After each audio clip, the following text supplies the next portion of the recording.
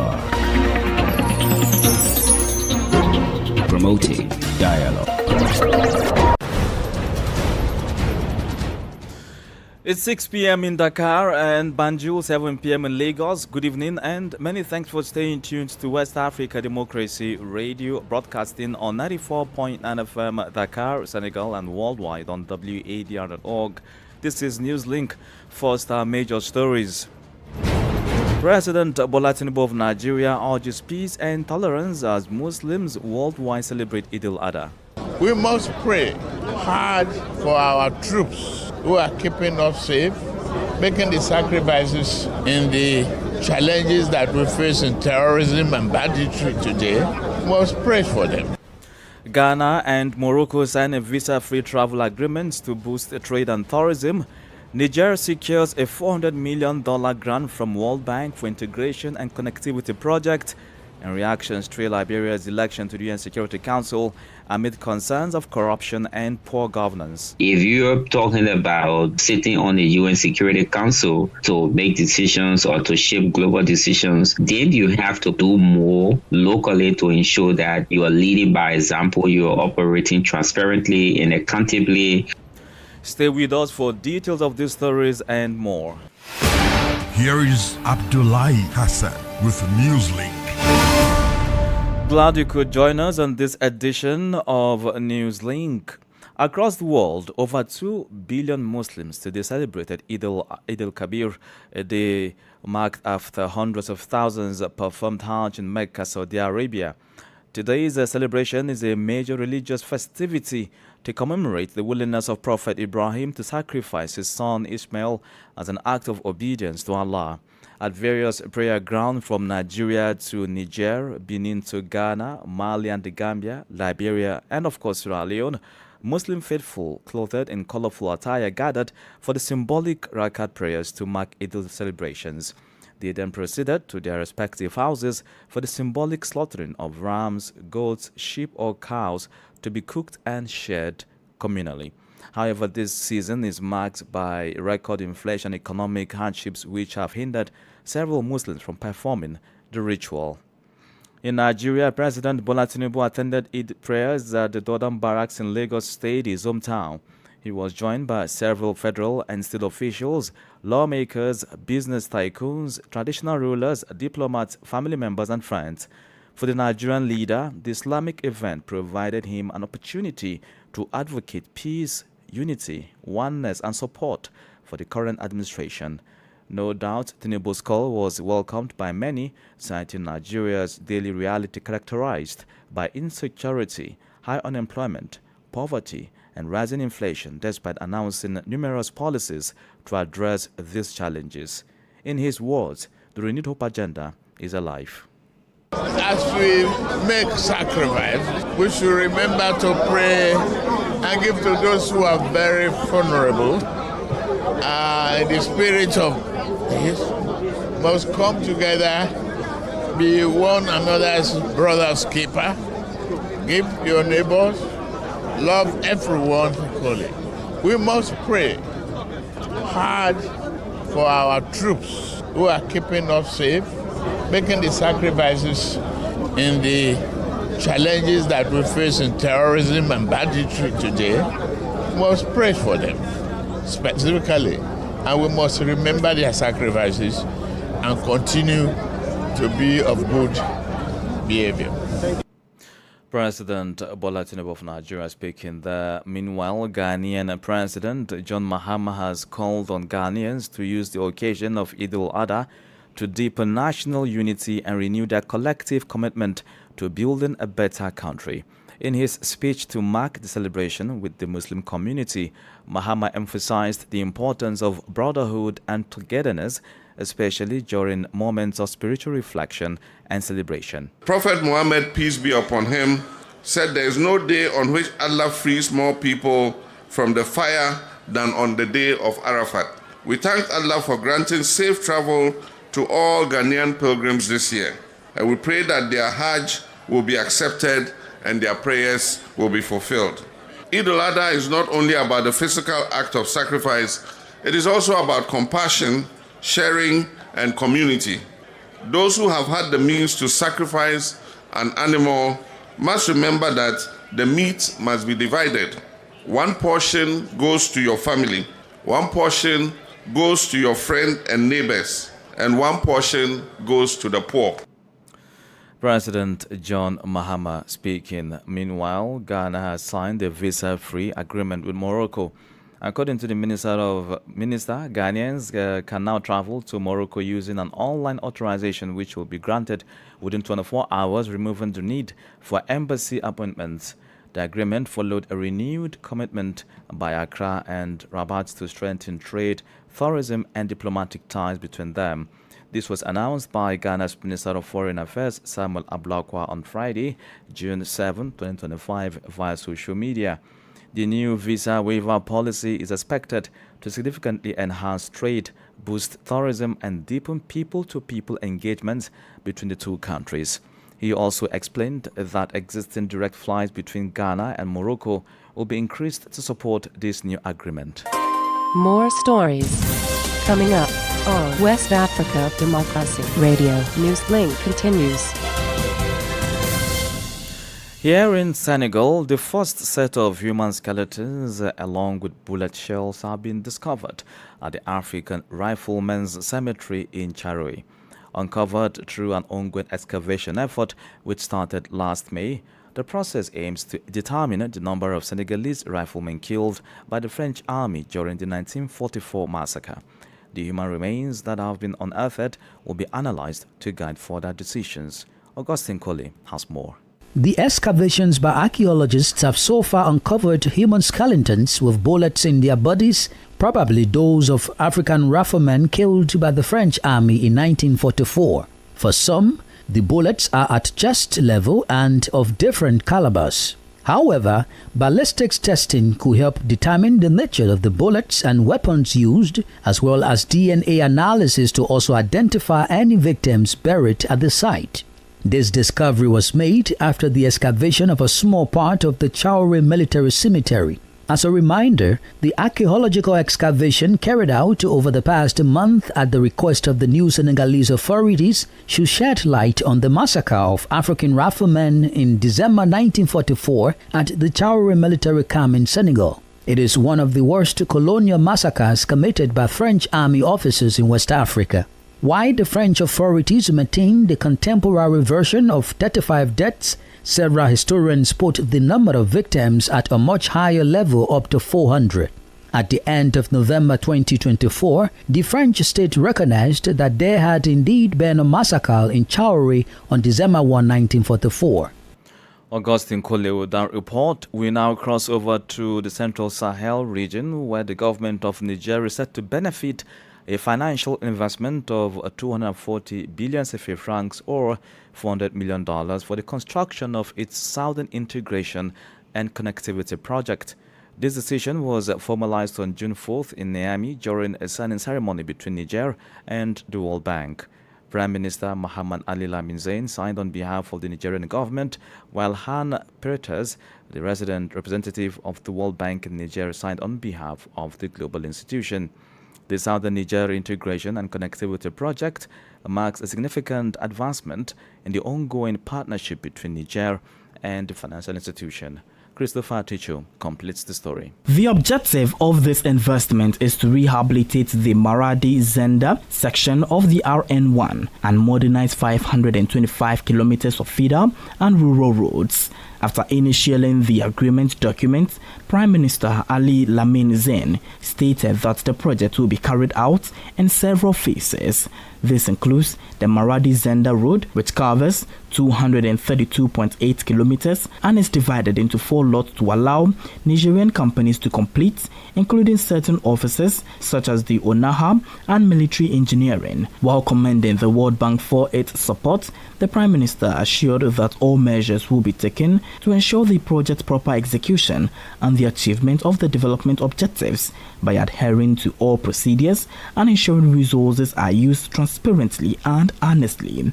Meanwhile, the World Bank resident representative in Niger, Han Frietes, said the project has the potential to transform the country's economic foundation and improve access to markets, schools, and health centers. According to him, the agreement considers climate resilience issues to ensure the sustainability of infrastructure in a challenging environmental context, and it will enable the government to establish an effective and sustainable road maintenance system. Christopher Aticho with those details. Let's now take you to Togo, where the musical artist Emron has apologized to the state, particularly to the president of the National Council for Yasingbe. In a video released on Thursday from a psychiatric center in Lomé, the artist acknowledged that he violated the laws of the republic and asked the authorities for forgiveness. Rapper Emron, whose real name is Chala Esowe, stated that he recognizes the legitimacy of the legal proceedings against him, asserting that his arrest was not arbitrary and he fully accepts the consequences. He was arrested at his home on the night of May 26 to 27 by the gendarmerie for making comments deemed insulting and disrespectful towards the Togolese authorities, particularly Yasingbe. Since Emron's arrest, his family and friends have called for his release, claiming that he has no mental health issues and expressing surprise that the rapper has been placed in a psychiatric facility. Elsewhere, the Liberian government has commissioned a high-tech mining plant in the central region of the country. Valued at $1.4 billion, the facility is designed to improve the extraction process by separating valuable minerals, particularly iron ore, and overall enhance the country's mining sector. Once operational, Liberia's iron ore output will climb from 5 million to 20 million tons annually, according to officials. WADR's Abraham Parker reports. During the inauguration ceremony, President Joseph Boakai highlighted the significance of investments aimed at improving the livelihoods of ordinary Liberians. He expressed hope that the project would have a lasting positive impact on the local community. Such an investment should reflect on the people because they have the story, their children should be able to say, this is what came out of what happened here. This investment means a lot to many people. Meanwhile, Laxmi Mentar, global chairman of Asla Mentar, emphasized the plan's potential to employ over 3,000 citizens, reinforcing the company's commitment to the economic development of the country. And we are continuing to invest in community, in the school, in the vocational training. Also speaking at the event, Nimba County Superintendent Ko Mape Gunner urged Asla Mentar Liberia to prioritize hiring local citizens, stating that this is essential for fostering a mutually beneficial relationship between the company and the people of Liberia. We respectfully urge that the current and future framework of mining operations give full effect to the Liberia's labor and mining laws, particularly those that give preference to qualified Liberians over foreign hires. The establishment of this concentrator aims not only to enhance export volumes and increase revenue, but also to create direct job opportunities for residents in the surrounding counties of Nima, Grand Bassa, and Bong. Many Liberians living in the company's operational areas believe that Asla Mentar needs to do more to improve the lives of citizens through its corporate social responsibility initiatives. For Newslink on WADR, Abraham Parker, Monrovia. Still in Liberia, reactions are trailing Monrovia's election as a non-permanent member of the United Nations Security Council. Liberia will represent Africa alongside the Democratic Republic of Congo DRC on the UN Security Council from 2026 to 2027. Despite this achievement, many Liberians, including civil society organizations, are expressing concerns about the current state of governance under President Joseph Boakai's administration. They are worried about alleged misuse of power, inequitable justice, and a lack of transparency and accountability. Anderson Miamin, the Executive Director of the Center for Transparency and Accountability in Liberia Central, joins us in the second half of the news as our guest. You are listening to Newslink here on West Africa Democracy Radio, broadcasting from Dakar, Senegal. Here's a reminder of our top stories.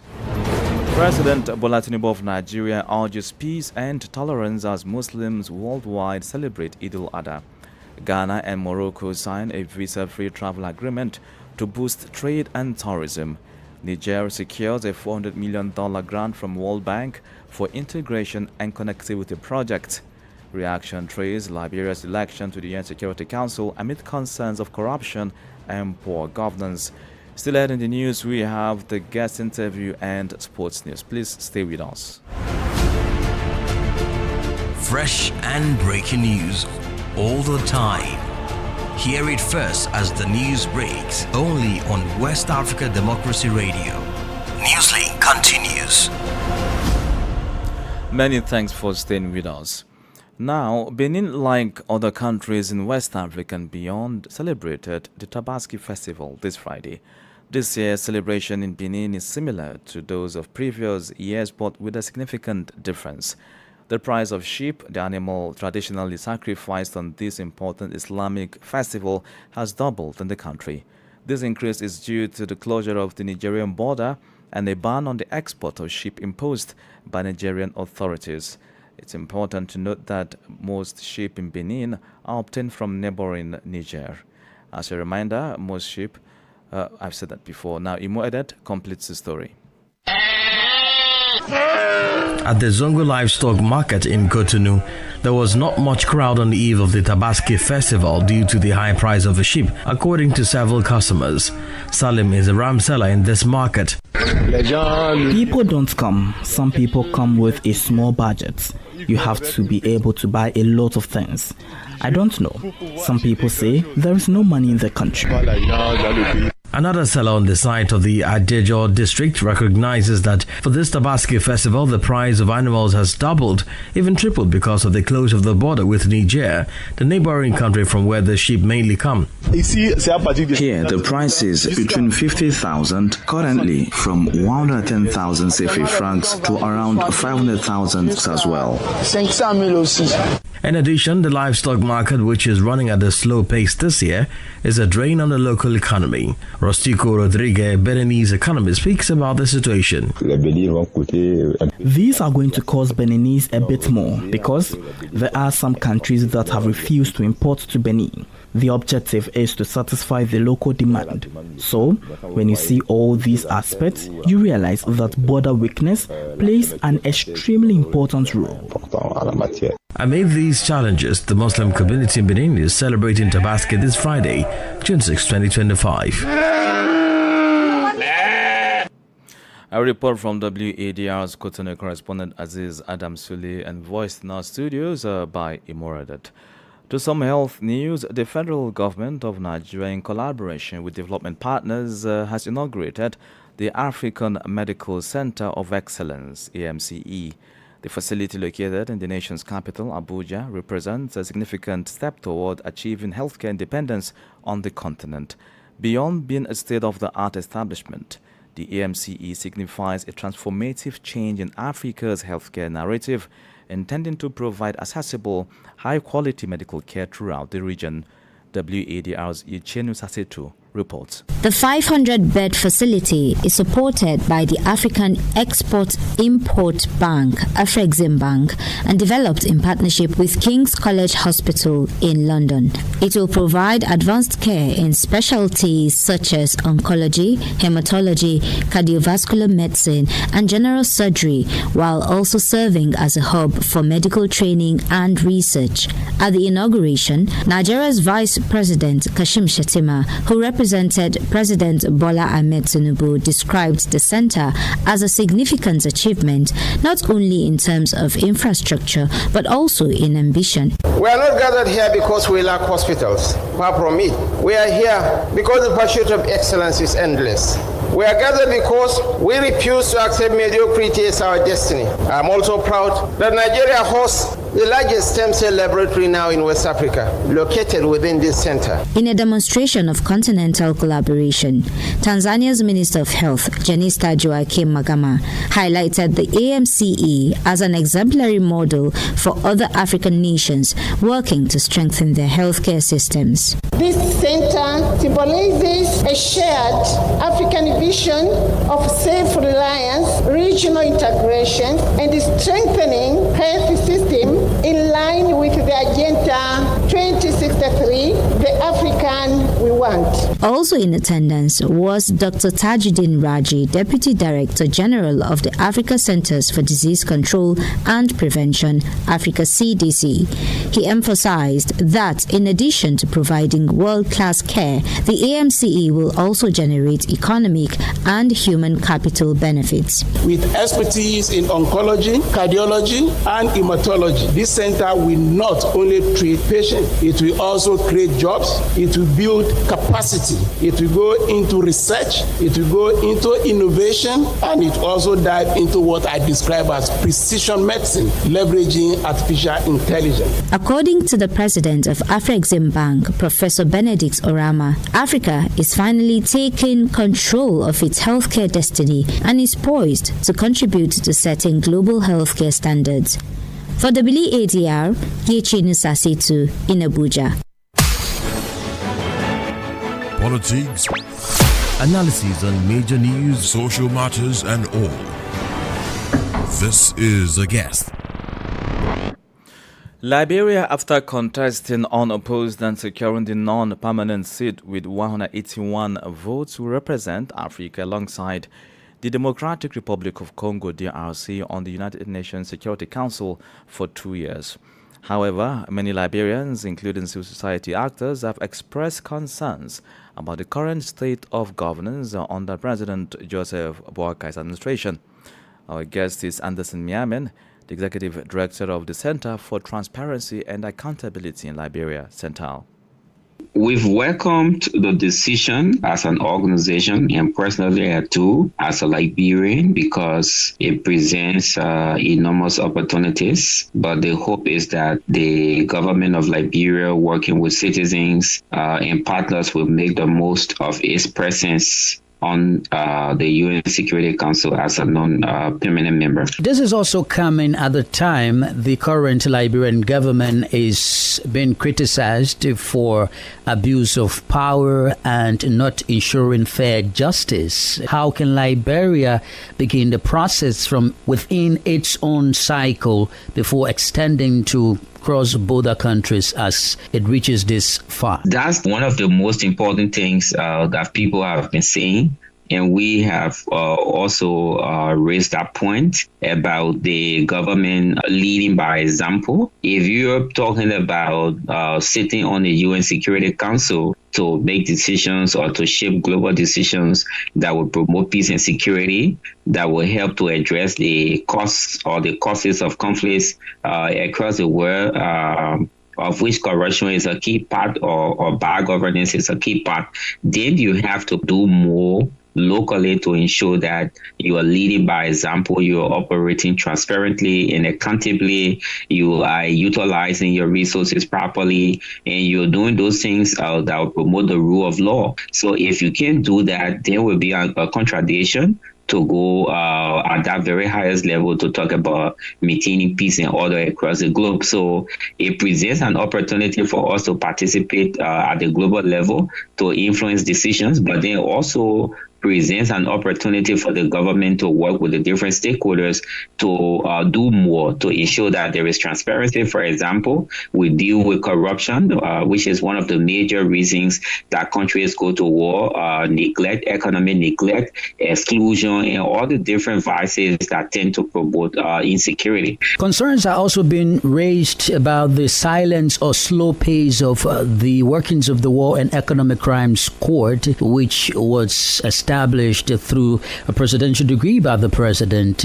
Would you mind saying more as to how Liberia's presence on the UN Security Council will help in fast-tracking the effectiveness of the War and Economic Crimes Court? My thought on that will be when you are present at these global forums or platforms, they give you the space to engage. So as much as Liberia will be making decisions that will influence or shape global policies and actions towards maintaining peace and order, fostering development, it also presents an opportunity for Liberia to seek the interests of its own citizens. So with the War and Economic Crimes Code and all the other things that we aim to do, dealing with corruption, for example, having specialized courts that can deal with corruption issues, increasing funding or support to public integrity institutions, dealing with audit and other related issues, dealing with issues from the war. These are all different policy priorities that the government of Liberia can put before the different partners while engaging to foster peace and security across the region or across the world. Liberia will also be leveraging that space to engage with partners and mobilize resources for these different priorities. The voice of Anderson Miamen, the Executive Director of the Center of Transparency and Accountability in Liberia Center.